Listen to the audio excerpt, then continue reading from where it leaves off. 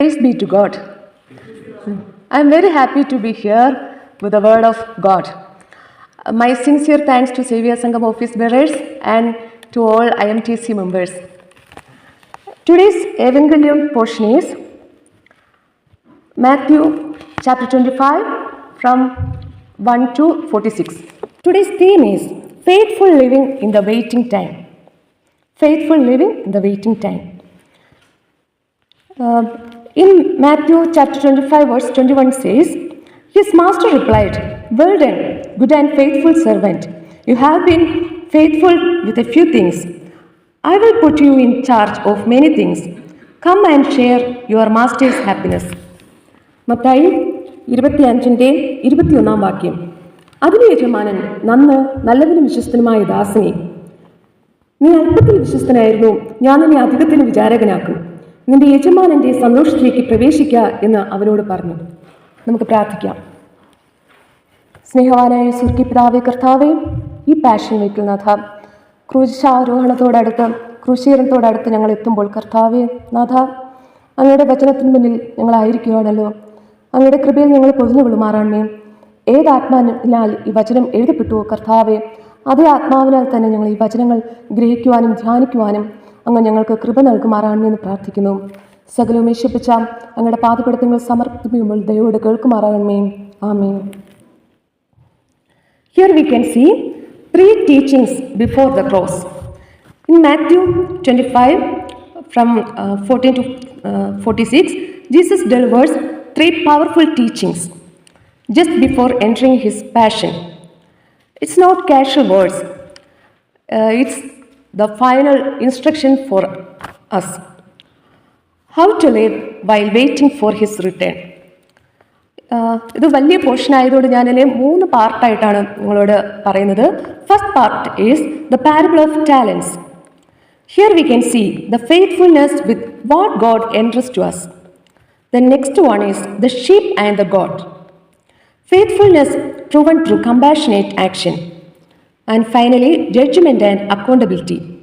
Every life will be measured before Christ. നമ്മൾ കഴിഞ്ഞ ദിവസം ഷീബേച്ചി പ്രസംഗിച്ചതിൻ്റെ ബാക്കി പത്രമായിട്ടാണ് നമ്മൾ ഇന്ന് ദൈവസന്നിധിയിലായിരിക്കുന്നത്. ക്രിസ്തുവിൻ്റെ രണ്ടാമത്തെ വരവിനായി ഞങ്ങൾ എങ്ങനെയാണ് ഒരുങ്ങേണ്ടത്? ഈ പോർഷന് ഞാൻ ഇതുമായി ബന്ധപ്പെട്ട് 3 പോയിന്റ്സാണ് നിങ്ങളോട് പറയാൻ ആഗ്രഹിക്കുന്നത്. First one, God entrust we are stewards. In Matthew 25:14-30, we can see a master entrusts talents to 3 servants, 5, 2, and 1. The focus is not on the amount, but on faithfulness. Everything we have is from God. Our time, talents, opportunities, and spiritual gifts. To whom much is given, much will be required. നമുക്ക് ദൈവം തമ്പുരാൻ എല്ലാവർക്കും ഒരു talent തന്നാണ് ദൈവം തമ്പുരാൻ ഈ ഭൂമിയിലോട്ട് അയച്ചിരിക്കുന്നത്. ചിലർക്ക് ഈ പറയത്തക്ക രീതിയിൽ ടാലൻ്റ് ഒന്നും കാണത്തില്ല.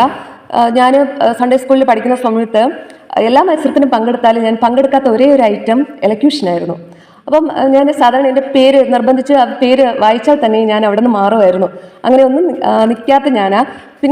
പിന്നെ കുറേ കഴിഞ്ഞിട്ട് പഠിച്ച് നമ്മൾ എഴുതി ഒത്തിരി പ്രിപ്പയർ ചെയ്ത് പ്രസംഗിച്ചിട്ടുണ്ട് എന്നല്ലാതെ വേറെ മുൻപരിചയമൊന്നുമില്ല. എന്നാൽ ഞങ്ങൾ വടക്കുപുറം പള്ളിയിലായിരിക്കുമ്പോൾ സാധാരണ ഇടവ് മിഷൻ നടക്കുന്ന സമയം പള്ളിയിലാണ് കൂടാറുള്ളത്. അപ്പോൾ അച്ഛനില്ലാത്ത ഫസ്റ്റ് സൺഡേ എനിക്കറിയില്ലായിരുന്നു. ആദ്യത്തെ ഒരു ദിവസം അച്ഛനില്ലായിരുന്നു. അച്ഛന് ഭദ്രാസന ഡയസിൽ പോയിരിക്കുമായിരുന്നു, എന്തോ മീറ്റിംഗ് എന്തോ ആയിട്ടാണ്. അപ്പോൾ എന്നോട് മധ്യസ്ഥ പ്രാർത്ഥനയ്ക്ക് തൊട്ട് മുന്നേ എന്നോട് അതിൻ്റെ സെക്രട്ടറി പറഞ്ഞു, കൊച്ചുമ്മ പ്രസംഗിക്കണേ. ഞാൻ അപ്പോൾ നമുക്ക് സ്പോട്ടായിട്ട് പറയുമ്പോൾ ഞാനോ എന്ന് വിചാരിച്ചു. എന്നിട്ട് ആ മധ്യസ്ഥ പ്രാർത്ഥനയുടെ സമയത്ത് ദൈവ സന്നിധിയിൽ നമ്മൾ എന്തോ ചെയ്യണം, പ്രാർത്ഥിക്കുക ചെയ്യും. നമ്മൾ പ്രാർത്ഥിക്കുമ്പോൾ ഈ പ്രസംഗിക്കുന്നവർക്ക് വേണ്ടി പ്രാർത്ഥിക്കുമല്ലോ. പക്ഷെ ആ സമയത്ത് ദൈവാത്മാവിനിൽ പ്രവർത്തിച്ചു. അന്ന് ഒരു പ്രീ പ്ലാൻഡോ ഒന്നും അല്ലാതെ, പ്രിപ്പറേഷൻ ഒന്നും ഇല്ലാതെ ദൈവസന്നിധിയിൽ നിൽക്കാനായിട്ട് സാധിച്ചു. നമുക്ക് ടാലൻ്റ് ഇല്ല എന്ന് നമ്മൾ വിചാരിക്കും. നമുക്ക് ഇച്ചിരി ടാലൻറ്റേ കാണത്തുള്ളൂ. ഇവിടെ പറഞ്ഞു 5, 3, 1 എങ്ങനെയാണ് ഡിവൈഡ് ചെയ്ത് ദൈവം തമ്പുരാൻ കൊടുത്തിട്ടുള്ളത്. എന്നാൽ നമുക്ക് 1 ഉള്ളൂ എങ്കിൽ നമ്മളത് എക്സ്പ്രസ് ചെയ്യാൻ മടിക്കും. അയ്യോ എനിക്കില്ലല്ലോ, ഇപ്പം പ്രസംഗിക്കാൻ എനിക്ക് കഴിവില്ലല്ലോ എന്ന് ഞാൻ മടിച്ചിരുന്നെങ്കിൽ, ആ സമയത്ത് നമ്മൾ ആ ദൈവത്തിൻ്റെ മുന്നിൽ സറണ്ടർ ആയില്ലായിരുന്നു എങ്കിൽ ഒരിക്കലും എനിക്ക് ഇവിടെ നിൽക്കാനായിട്ട് സാധിക്കത്തില്ലായിരുന്നു. നമുക്ക് ഇച്ചിരി ഉള്ളൂ എന്ന് നമ്മൾ കരുതിയാൽ നമ്മുടെ ടാലൻറ്റ് ദൈവനാമ മഹത്വത്തിന് വേണ്ടി നമ്മൾ പ്രയോജനപ്പെടുത്തേണ്ടതാണ്. നമുക്ക് ദൈവം എത്രത്തോളം തന്നിട്ടുണ്ടോ അതിൻ്റെ ഡബിളായിട്ട് ദൈവം തമ്പുരാൻ നമ്മളിൽ നിന്ന് പ്രതീക്ഷിക്കുന്നുണ്ട്. നമ്മൾ ഉറപ്പായിട്ടും അത് ചെയ്യുകയും ചെയ്യണം. നമുക്ക് ടാലൻറ്റ് മാത്രമല്ല, ഇവിടെ പറയുന്നുണ്ട് നമ്മുടെ ടൈം, ഓപ്പർച്യൂണിറ്റീസ്. അത് പറയുമ്പോൾ നമ്മുടെ IMTCയെ ഞാൻ ഒത്തിരി അപ്രീഷിയേറ്റ് ചെയ്യുന്ന കാര്യമാണ്. പ്രത്യേകിച്ച് നമ്മുടെ കൊയർ. നമുക്ക് കുഞ്ഞുങ്ങൾക്ക് എന്തെങ്കിലും ഒരു കുഞ്ഞു ടാലൻറ്റ് മതി, അത് കണ്ടെത്തി വളർത്തിയെടുക്കുന്ന നല്ലൊരു കൊയറാണ് നമുക്കുള്ളത്. പ്രത്യേകിച്ച് ലാസ്റ്റ് സൺഡേ അതിഥി ഒരു ഉപകരണം പ്ലേ ചെയ്തു നമ്മുടെ പാട്ടിനോടൊപ്പം. പക്ഷേ ഞാൻ ലൈഫിൽ ഫസ്റ്റ് ടൈം കാണുന്ന ഒരു ഇൻസ്ട്രുമെൻറ്റാണ്. പക്ഷെ അത് തന്നെ നമ്മൾ കണ്ടെത്തി നമ്മുടെ കുഞ്ഞുങ്ങളെ വളർത്തുവാൻ, ആ ടാലൻറ്റിനെ വളർത്തുവാനായിട്ട് ആ ഒരു ഓപ്പർച്യൂണിറ്റി നമുക്ക് നൽകാനായിട്ട് സാധിക്കുന്നുണ്ട്. അപ്പം നമുക്ക് ആ ഓപ്പർച്യൂണിറ്റി കിട്ടുമ്പോൾ നമ്മൾ ടാലൻറ്റ് നമ്മൾ കാണിക്കണം. അതിനുവേണ്ടി നമ്മൾ എന്തുകൂടെ കൊടുക്കണമെന്നറിയാമോ? ഒരു ഇൻവെസ്റ്റ്മെൻറ്റ് കൂടെ നമ്മൾ കൊടുക്കണം. അത് പണക്കാരനും പാവപ്പെട്ടനും എല്ലാം ദൈവം തമ്പുരാൻ ഒരുപോലെ നൽകിയിട്ടുള്ള കാര്യമാണ് സമയം, ടൈം എന്നത്. നമ്മൾ ആ ടൈമും കൂടെ കൊടുത്താൽ ദൈവം തമ്പുരാൻ ഹാപ്പിയാവും. നെക്സ്റ്റ് വൺ ഇവിടെ പറയുന്നുണ്ട്, ദ സോബറിംഗ് വാർണിംഗ് ഇവിടെ തരുന്നുണ്ട്. The third servant was not punished for doing wrong but for doing nothing. നമ്മൾ അതുപോലെ ഒരിക്കലും നത്തിങ് ആകരുത്. നമുക്ക് കിട്ടുന്ന ഓപ്പർച്യൂണിറ്റി ദൈവനാമ മഹത്വത്തിന് വേണ്ടി ഉപയോഗിക്കേണ്ടതാണ്. In the kingdom of God inaction is also disobedience. Here we can see Nick Ochiche, born without hands or legs. He could have buried his life in self-pity. Instead, he became a global preacher inspiring millions, using exactly what he had. നമുക്ക് ഇത്രയും ആരോഗ്യം ദൈവം തമ്പുരാൻ തന്നിട്ട് പോലും നമ്മൾ പ്രയോജനപ്പെടുത്തതാണ് കൈയും കാലും ഇല്ലാത്ത നിക്ക് ചെയ്തത്, ഇപ്പോഴും ചെയ്തുകൊണ്ടിരിക്കുന്നത്. നമുക്ക് കിട്ടുന്ന ടാലൻറ്റ് നമുക്ക് പുറമേ നമുക്ക് തോന്നത്തില്ല എങ്കിലും നമ്മൾ ദൈവത്തിൻ്റെ മുന്നിൽ സറണ്ടർ ആയാൽ മതി. ദൈവം തമ്പുരാൻ അതിനുള്ള ഓപ്പർച്യൂണിറ്റിയും ടൈമും എല്ലാം നമുക്ക് നൽകുന്നതായിരിക്കും. Secondly, faithfulness is proven in action. Second part, Matthew 25, verse 31 to 14. Here we can see, at the final judgment, the righteous are separated from the unrighteous based on simple, tangible acts of love. Feeding the hungry, welcoming strangers, visiting the sick and imprisoned. നമുക്ക് കേൾക്കുമ്പോൾ നമുക്ക് ഇത് ഇത്രയും simple ആയിരുന്നു എന്ന് തോന്നിപ്പോവും. നമ്മൾ എത്ര പേർക്ക് ഇതുപോലെ ഇങ്ങനെ വിശപ്പുള്ളവരുടെ ആഹാരം കൊടുക്കാൻ പറ്റുന്നുണ്ട്? നമുക്ക് മറ്റു അതിഥികളെ നമുക്ക് ഇങ്ങോട്ട് വെൽക്കം ചെയ്യാൻ പറ്റുന്നുണ്ട്. സിക്കായി എത്ര പേര് നമ്മൾ കാണാൻ ഇങ്ങനെ സമയം മാറ്റി വയ്ക്കുന്നുണ്ട്, നമ്മൾ കാണാൻ പോകുന്നുണ്ട്. ഇതെല്ലാം നാം ചിന്തിക്കേണ്ട കാര്യമാണ്. ചെറിയ ചെറിയ പ്രവൃത്തികളാണ് നമ്മിൽ നിന്ന് ദൈവം തമ്പുരാൻ ആഗ്രഹിക്കുന്നത്. നമ്മൾ വീടില്ലാത്തവർക്ക് വലിയ വീട് വെച്ചു കൊടുക്കണമോ, അങ്ങനെ നമ്മൾ നിസ്സാരമെന്ന് നമുക്ക് തോന്നുന്ന കാര്യങ്ങൾ നാം ചെയ്താൽ മതി. അതാണ് ദൈവം തമ്പുരാൻ ആഗ്രഹിക്കുന്നത്. Christianity is not just belief, it is compassion in action. Love must become visible through the choices we make every single day. Matthew 25:40 says, whatever you did for one of the least of these brothers and sisters of mine, you did for me. ഇവിടെ നമുക്ക് രണ്ടുപേരെ കാണാം. എല്ലാവരും familiar. Mother Teresa നമുക്ക് പറഞ്ഞു തരേണ്ട കാര്യമില്ല. അഗതികളുടെ അമ്മ. ഈ മദർ തെരേസ അവിടെ ശുശ്രൂഷ ചെയ്യുമ്പോൾ അറിയാം, എല്ലാവരിലും ക്രിസ്തുവിനെയാണ് മദർ തെരേസ കണ്ടത്. ജീസസിനെ കണ്ട്, ഇത് എൻ്റെ മുന്നിൽ നിൽക്കുന്നത്, ഇപ്പോൾ രോഗിയാണെങ്കിലും പേരൻസ് ഇല്ലാത്ത കുഞ്ഞുങ്ങളാണെങ്കിലും ആരായാലും തൻ്റെ മുന്നിൽ വന്നിരിക്കുന്നത് ക്രിസ്തുവാണ് എന്ന ബോധ്യത്തോടെയാണ് മദർ തെരേസ അവിടെ സെർവ് ചെയ്തത്. രണ്ടാമത് കൊടുത്തിരിക്കുന്നത്, നിങ്ങൾക്ക് പരിചയമുണ്ടോ എന്ന് എനിക്കറിയത്തില്ല, Jim Elliot and Elizabeth Elliot. Last Sunday അച്ഛൻ പ്രസംഗിച്ചതിൽ എലിസബത്ത് എലിയറ്റിൻ്റെ കാര്യം ഉണ്ടായിരുന്നു. നമ്മുടെ ഒരു വിസിറ്റിന് പോയപ്പോൾ ഞങ്ങൾക്ക് കിട്ടിയ ഒരു ബുക്കാണ്. അതിനകത്തുണ്ട് ജിം എലിയറ്റിൻ്റെയും എലിസബത്ത് എലിയറ്റിൻ്റെയും ലൈഫ്. ഈ ജിം എലിയറ്റ് ബ്രില്യൻ്റ് ആയിരുന്നു, നല്ല വെൽ എഡ്യൂക്കേറ്റഡ് ആയിട്ട് നല്ല പ്ലേസ്മെൻ്റ് ഒക്കെ കിട്ടിയ ആളായിരുന്നു. പക്ഷെ അദ്ദേഹത്തിന് പഠിച്ച സമയത്ത് തന്നെ ആഗ്രഹം ദൈവവേല ചെയ്യണമെന്നായിരുന്നു. അങ്ങനെ അദ്ദേഹം ഇക്വഡോറിലെ അവർ കുറച്ച് ഫ്രണ്ട്സ്, അതേ ചിന്താഗതിയിലുള്ള കുറച്ച് ഫ്രണ്ട്സൊക്കെ ആയിട്ട് അവർ ആ ഒരു ശുശ്രൂഷ തുടങ്ങി. ഇക്വഡോറിൽ പോയി അവിടെ ട്രൈബൽ കമ്മ്യൂണിറ്റിയുടെ ഇടയിൽ ദൈവവേല ചെയ്തു. എന്നാൽ ജിമ്മിനെയും കൂടെയുള്ള 4 പേരെയും കണ്ടപ്പോൾ അവർ ട്രൈബ്സ് ആണ്, അവർക്ക് ആട് സ്വഭാവമായിരുന്നു. അവർക്ക് ഇവരെ ഇഷ്ടപ്പെട്ടില്ല. ഇവർ പറയുന്നതിന് മുന്നേ തന്നെ, ഇവരെ കണ്ടപ്പോൾ തന്നെ അവർ ആക്രമിച്ച് അവരെ മരണത്തിന് തൻ്റെ 28ാമത്തെ വയസ്സിൽ മരണത്തിന് കീഴടങ്ങുകയാണ്. എന്നാൽ ആ സമയത്ത് ഇതേ ജിമ്മിനോട് കൂടെ തന്നെ ഈ ശുശ്രൂഷയിൽ പങ്കാളിയായിട്ടിരുന്നതായിരുന്നു എലിസബത്ത് എലിയറ്റ്. എലിസബത്തും ഒരു കുഞ്ഞു മോളുമായിട്ട് ഇവരെ അവിടെ വിട്ടില്ല. ആ ഒരു സർവീസ് തുടർന്നു. അവരുടെ ആ ട്രൈബൽ പീപ്പിളിൻ്റെ അടുത്ത് ഈ എലിസബത്തും കുഞ്ഞുമായിട്ട് കടന്നു ചെന്നു. അവസാനം അവരുടെ സ്നേഹത്തിലും ആ പരിചരണത്തിലും അവർ ക്രിസ്തുവിനെ കണ്ടെത്താൻ കഴിഞ്ഞു. ഈ ജിമ്മിനെയും കൂട്ടുകാരെയും കൊന്നവർ ഇവരുടെ അടുത്ത് വന്ന് അവരെ കുറ്റം ഏറ്റുപറയുക ചെയ്തത്. അങ്ങനെ ദൈവസ്നേഹം പകർന്നു കൊടുക്കാൻ എലിസബത്തിന് അവിടെ സാധിച്ചു. എലിസബത്ത് മാത്രമല്ല, ജിമ്മും എലിസബത്തും. നമ്മൾ അതുപോലെയായിരിക്കും. നമ്മുടെ ക്രിസ്ത്യാനിറ്റി, നമ്മൾ ക്രിസ്ത്യനാണ്, മർത്തോമക്കാരെന്ന് പറയാൻ നമുക്ക് ഭയങ്കര അഭിമാനമാണ്. പക്ഷെ നമ്മളത് കാണിക്കേണ്ടത് നമ്മുടെ വാക്കുകളിലൂടെയല്ല, പക്ഷേ നമ്മുടെ പ്രവൃത്തികളിലൂടെ ആയിരിക്കണം.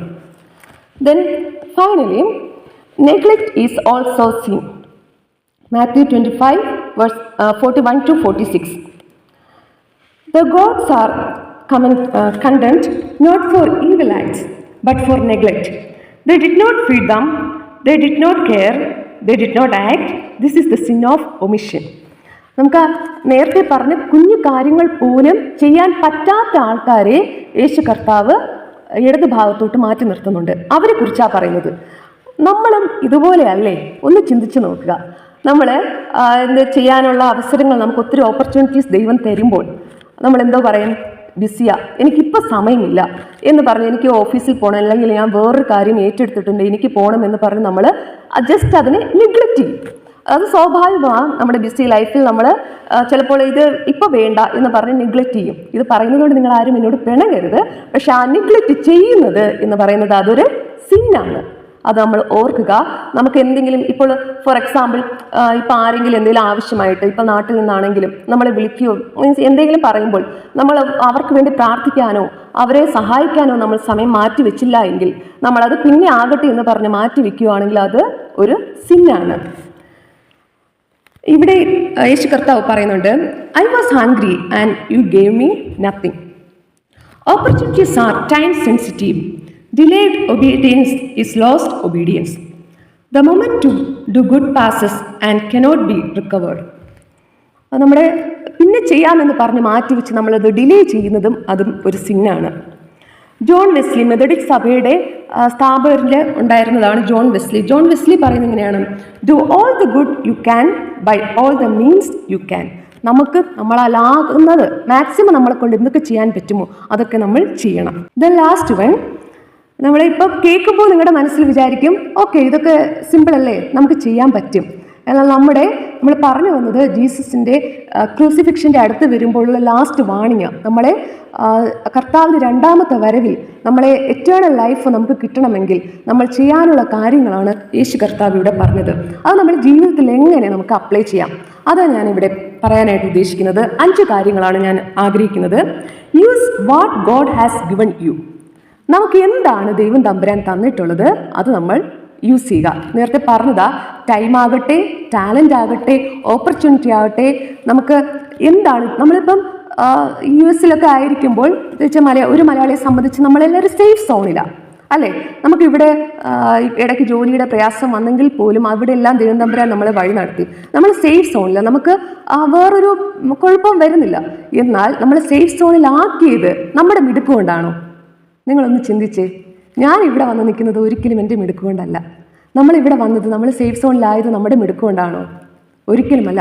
നമ്മുടെ പാരൻസിൻ്റെ പ്രാർത്ഥനയാണ്. അപ്പോൾ നമ്മുടെ പാരൻസിൻ്റെ പ്രാർത്ഥനയാണ് നമ്മൾ ഇവിടെ ഈ നാട്ടിൽ എത്തിച്ചത്. അപ്പോൾ നമ്മുടെ മക്കൾ അനുഗ്രഹിക്കപ്പെടണമെങ്കിൽ എന്ത് ചെയ്യണം? നമ്മളങ്ങനെ ഇരുന്നാൽ മതിയോ? അരുത്. നമ്മൾ പ്രാർത്ഥിക്കണം. നമ്മുടെ പാരൻസ് പള്ളിയിൽ കുഞ്ഞു പ്രായത്തിലെ കൊണ്ടുപോയത് കൊണ്ടാണ് നമ്മളും സൺഡേ എന്ത് ചെയ്യണം, പള്ളിയിൽ വരണം എന്ന ആ ഒരു ചിന്തയൊക്കെ വരുന്നത്. നമുക്ക് വേറൊന്നും ചെയ്യാൻ പറ്റുന്നില്ല. എന്നാൽ നമ്മൾ ഇവിടെ വന്നതിന് ശേഷം നമ്മുടെ ആറ്റിറ്റ്യൂഡ് അങ്ങനെയാണോ? ഒന്ന് ചിന്തിക്കാൻ പറയുന്നതേ ഉള്ളൂ. ആരും എന്നോട് പിണങ്ങരുത്. നമ്മൾ എന്താ ചെയ്യുന്നത്? നമ്മുടെ പിള്ളേർക്ക് സ്കൂളിൽ എന്തെങ്കിലും പ്രോഗ്രാം ഉണ്ടെങ്കിൽ ഫസ്റ്റ് പ്രിഫറൻസ് അതായിരിക്കും നമ്മൾ കൊടുക്കുന്നത്. ആർട്സ് ആണെങ്കിലും സ്പോർട്സ് ആണെങ്കിലും എന്ത് പരിപാടിയാണെങ്കിലും. ഞാനിവിടെ നാട്ടിൽ നിന്ന് വന്നതുകൊണ്ടായിരിക്കും എനിക്ക് ഒത്തിരി വിഷമം തോന്നിയത് കൊണ്ട് പറയുന്നതേ ഉള്ളൂ. പക്ഷെ നമ്മൾ ഫസ്റ്റ് പ്രിഫറൻസ് കൊടുക്കേണ്ടത് ആർക്കാണെന്ന് അറിയാമോ? ദൈവം തമ്പുരാന് ഫസ്റ്റ് പ്രിഫറൻസ് കൊടുത്താൽ ഉറപ്പായിട്ടും ദൈവം തമ്പുരാൻ നമ്മുടെ തലമുറകളെ അത് ഏറ്റവും ബെസ്റ്റായിട്ടുള്ള സ്ഥലത്ത് എത്തിക്കും. അതിന് ഉദാഹരണം സമയമുണ്ടാകുമെന്ന് വിചാരിക്കുന്നു, ഞാൻ പറയാം. ഞാൻ നാട്ടിലൊരു അമ്മയെ പരിചയപ്പെടുത്താം. ആ അമ്മയ്ക്ക് 2 ആൺമക്കളാണുള്ളത്. ആ 2 മക്കൾ, ഈ അമ്മയെന്ന് പറഞ്ഞാൽ സാധാ ഒരു വീട്ടമ്മയാണ്, പ്രത്യേകിച്ചൊന്നുമില്ല, ഒരു വീട്ടമ്മയാണ്. ഈ മക്കളെ ഈ അമ്മ കൃത്യമായും പള്ളിയിൽ പറഞ്ഞയക്കും. എല്ലാ സൺഡേസ് ഒന്നും മിസ്സാക്കത്തില്ല. അവർക്ക് വേറെ എന്ത് പരിപാടിയാണെങ്കിലും, ട്യൂഷൻ ഉണ്ടെങ്കിലും അതൊന്നും വിടത്തില്ല. സൺഡേ സ്കൂളിന് പള്ളിയിൽ പോകണം, സൺഡേ സ്കൂൾ, ഇങ്ങനെ എല്ലാ സംഘടനകളിലും അവരെ കൊണ്ടുപോകും. പള്ളിയിൽ എല്ലാ കാര്യത്തിനും ആക്റ്റീവാണ്. ഒരിക്കലും അവിടെ പള്ളി റെനോവേഷൻ പണി നടന്നു. ആ സമയത്ത് പ്രത്യേകിച്ച് ഇവരുടെ എക്സാം ആയപ്പോൾ, ഒരാൾ 10th ഒരാൾ 12th ആ ക്ലാസ്സാണ്. എക്സാം ടൈം ആണെങ്കിൽ പോലും അമ്മ പറഞ്ഞു, ഒരു കാര്യം ചെയ്യും, നിങ്ങൾ പഠിച്ചത് മതി, ഇച്ചിരി സമയം പള്ളിയിൽ പോയി അവിടെ ജോലി ചെയ്തിട്ട് വാന്ന് പറഞ്ഞു. അവർക്ക് സ്കൂളിൽ അയക്കുന്നത് പോലെ തന്നെ ഫുഡും കൊടുത്തു വിട്ടു. എന്നിട്ട് അമ്മ പറഞ്ഞു, നിങ്ങൾ പള്ളിയിൽ പോയി അവിടെ പണി ചെയ്യുക, പക്ഷെ 1 രൂപ പോലും അവിടുന്ന് പ്രതിഫലം വാങ്ങരുത്. ആ പ്രതിഫലം നിങ്ങൾക്ക് ആര് തരും എന്നാ? സ്വാഭാവികമായി നമുക്കറിയാം, ആ പ്രതിഫലം തരുന്നത് ആരാ? നമ്മുടെ ദൈവം തമ്പുരാൻ തരും എന്ന് പറഞ്ഞാൽ മക്കളെ വിട്ടത്. ഇവരെന്ന് വെച്ചാൽ പറയത്തക്ക, പ്രത്യേകിച്ച് ഈ ഒരു ടാലൻറ്റും ഇല്ലാത്ത ഈ ആൺമക്കളാണ്. അവരെന്തോ പറയാം, ആവറേജ് സ്റ്റുഡൻസ് ആണ്. ഈ പറയത്തക്ക വേറെ കഴിവുകളൊന്നുമില്ല, ജസ്റ്റ് അങ്ങനെ പോകുന്നു. അവർ ക്രിക്കറ്റ് കളിക്കും, ആ ഒരു ഇതേ ഉള്ളൂ, അല്ലാതെ വേറെ ഒരു പരിപാടിയും ഒന്നുമില്ല. അവർ പോയി അവരെ കൊണ്ട് പറ്റുന്ന തരത്തിൽ അവർ ചെയ്തു.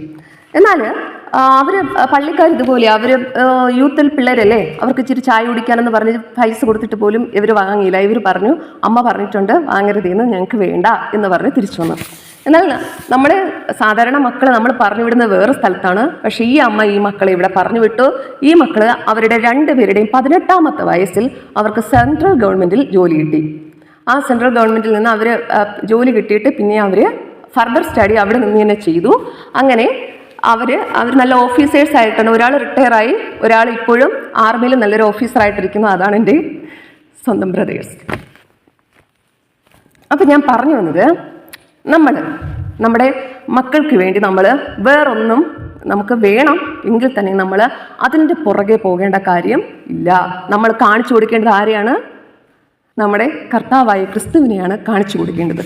നമ്മൾ ദൈവത്തിന് അവരെ അങ്ങ് സറണ്ടർ ചെയ്ത് വിട്ടേക്കുക. ദൈവം തമ്പുരാൻ അവർക്ക് കിട്ടേണ്ട കാര്യങ്ങൾ, അവർക്ക് നൽകേണ്ട കാര്യങ്ങൾ അതാത് സമയത്ത് നമ്മൾ ചിന്തിക്കുന്നതിനും അപ്പുറമായി ദൈവം തമ്പുരാൻ എല്ലാം പ്ലാൻ ചെയ്തിട്ടുണ്ട്. നമ്മൾ ദൈവത്തിന് കൊടുത്താൽ മതി, നമുക്ക് ഫസ്റ്റ് പ്രിഫറൻസ് ദൈവം തമ്പുരാൻ കൊടുത്താൽ മതി, ദൈവം തമ്പുരാൻ അവിടെ പ്രവർത്തിക്കും. Secondly, see Christ in people. നമ്മൾ നേരത്തെ ഞാൻ പറഞ്ഞത് മദർ തെരേസയെ പോലെ നമ്മൾ ആർക്കെങ്കിലും വേണ്ടി എന്തെങ്കിലും ചെയ്യണമെന്ന് ആഗ്രഹിക്കുവാണെങ്കിൽ അത് നമ്മുടെ മുന്നിൽ നിൽക്കുന്നത് കർത്താവാണ് എന്ന ഒരു ചിന്തയുണ്ടെങ്കിൽ നമുക്ക് ഉറപ്പായിട്ട് നമ്മുടെ ബെസ്റ്റേ നമുക്ക് അവിടെ ചെയ്യാൻ പറ്റത്തുള്ളൂ. Thirdly, move from intention to action. നമ്മൾ ചിലരിങ്ങനെ വിളിച്ച് പറയും, ഇങ്ങനെ എന്തെങ്കിലും ആവശ്യമൊക്കെ പറയുമ്പോൾ നമ്മൾ എന്തോ പറയും, അത് നാളെ ആകട്ടെ, മറ്റന്നാളാകട്ടെ. നമ്മൾ ചിലപ്പോൾ ഇങ്ങനെ നീട്ടി വെക്കും. ചിലരെന്തെങ്കിലും എമർജൻസിക്ക് നമുക്കൊന്നും സഹായിക്കാൻ പറ്റില്ല, നമ്മുടെ മനസ്സിൽ കാണും, പക്ഷെ നമ്മുടെ ഈ ബിസി ലൈഫ് കാരണം നമ്മൾ വിട്ടുപോകും. പിന്നെ അവർക്ക് എന്തെങ്കിലും അപകടം സംഭവിക്കുമ്പോഴായിരിക്കും നമ്മൾ ഓർക്കുന്നത്, അന്ന് എന്നോട് ചോദിച്ചപ്പോൾ ഞാൻ കൊടുത്തില്ലല്ലോ എന്ന്. നമ്മൾ അങ്ങനെ ഡിലേ ചെയ്യാൻ പാടില്ല. നമുക്ക് നാളെ എന്ന് പറഞ്ഞ് മാറ്റി വെക്കരുത്. നമുക്ക് ദൈവം തമ്പുരാൻ തരുന്ന ആ സമയത്ത് നമ്മൾ പ്രവർത്തിച്ചോണം. ദെൻ ഫോർത്ത് വൺ, അത് ഓൾറെഡി ഞാൻ പറഞ്ഞു കഴിഞ്ഞാണ്, അവോയ്ഡ് സ്പിരിച്വൽ ലേസിനെസ്. നമ്മൾ സത്യം പറഞ്ഞാൽ നമ്മൾ വളർന്നു വന്നത്, നമ്മൾ പഠിച്ചത്, നമ്മളെല്ലാം ഒരു നിലയിലാകണം, നമ്മുടെ ലൈഫ് സെറ്റിലാകണം എന്ന ആഗ്രഹത്തോടെയാണ്. നമ്മൾ ആ ഒരു എയിം നമ്മൾ അറ്റൈൻ ചെയ്തു. നമ്മൾ ഒത്തിരി സ്ട്രഗിൾ ചെയ്ത എല്ലാവരും വന്നത്. എന്നാൽ നമ്മുടെ തലമുറയും അതുപോലെ നമ്മൾ ആക്കിയെടുക്കണമെങ്കിൽ അവർക്കറിയത്തില്ല. ഇപ്പം ഞങ്ങളുടെ മക്കളാണെങ്കിൽ പോലും കഷ്ടപ്പാട് എന്താണെന്ന് ചോദിച്ചാൽ അവർക്കറിയത്തില്ല. അവർ വളർന്ന രീതി അങ്ങനെയാണ്. ഇപ്പം ഭക്ഷണമില്ലാതെ അങ്ങനെയൊക്കെ ഉണ്ടോ, പഴയ കാലത്ത് ഫോണില്ലാതെ ജീവിച്ചിട്ടുണ്ടോ എന്നാ ചോദിക്കുന്നത്. ഫോണൊന്നും ഇല്ലായിരുന്നു എന്ന് പറഞ്ഞാൽ അവർക്ക് അതിന് ആ ഒരു ലൈഫ് സ്റ്റൈൽ അറിയത്തില്ല. പക്ഷെ നമ്മളത് ഈ ആവർത്തന പുസ്തകത്തിൽ പറയുന്നത് പോലെ നമ്മൾ പഴയ കാര്യങ്ങൾ തലമുറകൾക്ക് പകർന്നു നൽകണം. നമ്മൾ എത്ര പറഞ്ഞാലും അവർ അക്സെപ്റ്റ് ചെയ്യത്തില്ല, അവർ കേൾക്കത്തില്ല. എങ്കിൽ തന്നെ നമ്മളൊരു റൊട്ടീനാക്കണം. നമ്മളിപ്പോൾ പറഞ്ഞു കൊടുക്കാൻ എന്താ ചെയ്യേണ്ടത്? നമ്മൾ ഫസ്റ്റ് പ്രിഫറൻസ് ദൈവത്തിന് കൊടുക്കണം. കുഞ്ഞുനാൾ മുതലേ കുഞ്ഞുങ്ങളെ പള്ളിയിൽ കൊണ്ടുവരിക, സൺഡേ സ്കൂളിന് കൊണ്ടുവരിക. സൺഡേ ആകുമ്പോൾ അവർക്ക്, ഞങ്ങളുടെ വീട്ടിലൊക്കെ ആണെങ്കിൽ സൺഡേ ബ്രേക്ക്ഫാസ്റ്റ് ഇല്ല. ദുഃഖവെള്ളിയാഴ്ച ഒരു ഫുഡും ഇല്ല. വൈകിട്ട് കഞ്ഞി വീട്ടിൽ വെക്കത്തുള്ളൂ, വേറെ ഫുഡൊന്നുമില്ല. യേശു കർത്താവ് എന്താ ചെയ്തത്? നമുക്ക് വേണ്ടി ആ ദൈവം തമ്പുരാൻ ഇങ്ങനെ യേശു കർത്താവിനെ നമുക്ക് നൽകിയത് ഭക്ഷണമൊന്നും ഇല്ലാതെ വിശന്ന് ദാഹിച്ച് വലഞ്ഞ് ക്രൂശിൽ ഏറിയത്. അതുകൊണ്ട് നമ്മുടെ ഭവനത്തിലെ ഒരാൾക്കാണ് ഇങ്ങനെ സംഭവിക്കുന്നെങ്കിൽ നമുക്ക് ഭക്ഷണം കഴിക്കാൻ തോന്നും. ആ ഒരു രീതിയിലാണ് നമ്മൾ വളർന്നത്. അതുപോലെ നമ്മൾ നമ്മുടെ മക്കളെയും അങ്ങനെ ശീലിപ്പിച്ചാൽ ഒരിക്കലും നമ്മുടെ തലമുറ നമ്മുടെ കയ്യിൽ നിന്ന് മാറത്തില്ല. Then last one, live with eternal perspective. നമ്മൾ ഒരു ദിവസം ദൈവം തമ്പുരാൻ്റെ മുന്നിൽ നിൽക്കേണ്ടതാണ്. ആ സമയത്ത് നമ്മൾ വിശ്വസ്തയോടെ തന്നെ ദൈവം തമ്പുരാൻ്റെ മുന്നിൽ നിൽക്കണമെങ്കിൽ നമ്മൾ ഈ പറഞ്ഞ കാര്യങ്ങൾ നമ്മൾ ഇപ്പം എന്ത് ചെയ്താലും നമ്മൾ ദൈവത്തിന് വേണ്ടിയാണ് പ്രവർത്തിക്കുന്നത് എന്ന ആ ഒരു ചിന്തയോട് ചെയ്യുവാണെങ്കിൽ ദൈവം തമ്പുരാൻ ഉറപ്പായിട്ടും തൻ്റെ ന്യായവിധിയിൽ നമ്മളെ ചേർത്ത് നിർത്തും, നമ്മളെല്ലാവരെയും വലതു ഭാഗത്ത് തന്നെ നിർത്തും. എന്നിട്ട് മക്കളുടെ കാര്യം പറഞ്ഞപ്പോൾ നമ്മൾ എത്രത്തോളം നോക്കിയാൽ തന്നെ നമുക്ക് ഒരുപക്ഷെ നമ്മൾ ആഗ്രഹിക്കുന്ന രീതിയിലായിരിക്കത്തില്ല കുഞ്ഞുങ്ങളായിരിക്കുന്നത്. പ്രത്യേകിച്ച് അന്നക്കുട്ടി ഇവിടെ ആയിരുന്നപ്പോഴും എനിക്ക് ഒത്തിരി ചിലപ്പോൾ അവൾ വിളിച്ചങ്ങ് അമ്മ സ്കൂളിൽ പോകാൻ എനിക്ക് ഇഷ്ടമില്ല ഇങ്ങനെയൊക്കെ പറഞ്ഞ് അവൾ ഇങ്ങനെ ദേഷ്യം കാണിക്കും. അപ്പം ഞാനാണെങ്കിൽ അവിടെ ഇരുന്ന് കരയുക ചെയ്യുന്നത്. എനിക്ക് വേറെ എന്തോ പറയുന്നത്, 2 രാജ്യത്ത് 2 ടൈം സോണിൽ ഇരുന്നിട്ട് അവൾ ഇങ്ങനെ പോകുന്നില്ല എന്ന് പറയുമ്പോൾ എനിക്ക് പിന്നെ എന്തോ ചെയ്യാൻ പറ്റും? അവൾക്ക് ഇവിടെ അഡ്ജസ്റ്റ് ചെയ്യാനുള്ള പ്രയാസം വെച്ചിട്ട് അവൾ പറയുന്നതാ. അവൾ ഇങ്ങനെ എന്തെങ്കിലും ഡൗൺ ആയി എന്തെങ്കിലും ദേഷ്യം കാണിക്കുന്ന എന്നോടാ. ചില സമയം ഞാൻ ഫോണിലൂടെ എനിക്ക് സങ്കടം വന്നിട്ടുണ്ട്. അപ്പോൾ അവൾ പറയും, അമ്മ എനിക്ക് അമ്മയോടല്ലേ ദേഷ്യം കാണിക്കാൻ പറ്റൂ. പക്ഷെ നമ്മൾ ചെയ്യേണ്ടത് നമ്മൾ അവർക്കെതിരെ റിബലായിട്ട് നിൽക്കുകയില്ല. നമ്മുടെ വിഷമങ്ങളെല്ലാം പകരേണ്ടത് ഒരാളുണ്ട്. നമ്മുടെ ദൈവം തമ്പുരാൻ്റെ മുന്നിൽ പകർന്നാൽ മാത്രം നമ്മുടെ മക്കള് മീൻസ് എന്തെങ്കിലും ഒരു പ്രയാസത്തിൽ കൂടെ പോവുകയാണെങ്കിൽ പോലും തിരിച്ചു വരത്തുള്ളൂ. നമ്മൾ ദൈവം തമ്പുരാൻ്റെ അടുത്ത് നിൽക്കുമ്പോൾ വേറൊരു കാര്യം കൂടെ ഓർക്കുക, നമ്മൾ ഉപവാസത്തോടെ പ്രാർത്ഥിക്കുവാണെങ്കിൽ ഉറപ്പായിട്ടും അവിടെ ദൈവം തമ്പുരാൻ പ്രവർത്തിക്കും. ഞാനും പ്രത്യേകിച്ച് മോള് ടീനേജിലായിരുന്ന ആ സമയത്ത് അപ്പോഴാണ് ഒത്തിരി പ്രയാസം, എൻ്റെ പപ്പ മരിച്ചതിന് ശേഷം ഞാൻ ഒത്തിരി പ്രയാസം അനുഭവിച്ച ആ സമയത്താണ്. അപ്പോഴും ഞാൻ സൺഡേ ഓൾറെഡി ഫാസ്റ്റിംഗ് ആണ്, പിന്നെ ട്യൂസ്ഡേയും ഫ്രൈഡേയും ഫാസ്റ്റിംഗ് എടുത്ത് പ്രാർത്ഥിക്കുമായിരുന്നു മക്കൾക്ക് വേണ്ടി. പ്രത്യേകിച്ച് എന്തെങ്കിലും ഒരു പ്രയാസം നമുക്കാണെങ്കിൽ അഡ്ജസ്റ്റ് ചെയ്യാൻ പറ്റത്തില്ല. പിള്ളേർ ദേഷ്യപ്പെടുകയൊക്കെ ചെയ്താൽ നമ്മളങ്ങനെയല്ലല്ലോ അവരെ വളർത്തുന്നത്. അപ്പോൾ നമുക്ക് പെട്ടെന്ന് വിഷമം തോന്നും. പക്ഷെ നമ്മൾ ഫാസ്റ്റിംഗ് എടുത്ത് ദൈവം തമ്പുരാൻ്റെ സ്ഥാനത്തിൽ നമ്മൾ പ്രാർത്ഥിച്ചാൽ ദൈവം തമ്പുരാൻ അവിടെ വലിയത് പ്രവർത്തിച്ചിട്ടുണ്ട്. ഫ്രം മൈ എക്സ്പീരിയൻസ് ആണ് പറയുന്നത്. അപ്പോൾ ദൈവം തമ്പുരാൻ നമ്മളോട് ചോദിക്കുന്ന ഒരു ചോദ്യമുണ്ട്, how much did you have എന്നല്ല ദൈവം തമ്പുരാൻ ചോദിക്കുന്നത്, what did you do with what I gave you. ഞാൻ നിനക്ക് തന്നതിൽ വെച്ച് നീ എന്തൊക്കെ ചെയ്തിട്ടുണ്ട് എന്നായിരിക്കും ദൈവം തമ്പുരാൻ ചോദിക്കുന്നത്.